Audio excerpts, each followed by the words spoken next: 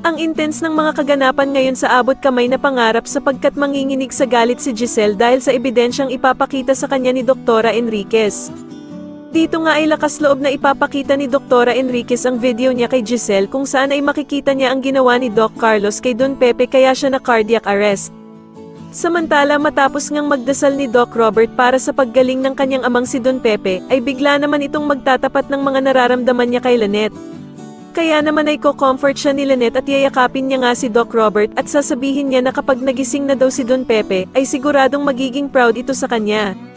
Subalit makikita naman ni Michael ang ginawang pag-comfort ni Lynette kay Doc Robert at dito nga ay agad niya itong isusumbong kay Doc Carlos.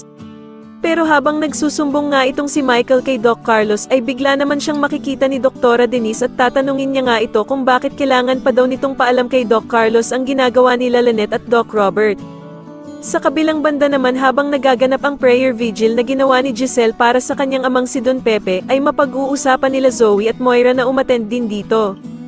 Dito nga magugulat sila Annalyn dahil sa a-attend si Zoe na nakaitim na damit dahil para nga daw itong a-attend ng patay. Samantalang ang bruhang si Moira naman ay dadating na lasing at galing pa nga sa inuman. Kaya naman ay galit na kukumprontahin ni Giselle si Moira at tatanungin niya ito kung bakit daw ito pumunta ng lasing. Sa tingin niyo dito na nga kaya malaman ng lahat na kasabwat din nila Moira at Zoe si Doc Carlos at ang masamang binabalak nito kay Don Pepe, mas lalo na nga talagang nagiging exciting ang mga susunod na kaganapan kaya naman ay mas lalo pa nating abangan ang mas lalong gumigandang abot kamay na pangarap. Maraming salamat po sa inyong panonood at sana po ay masubscribe nyo ako. Maraming salamat po.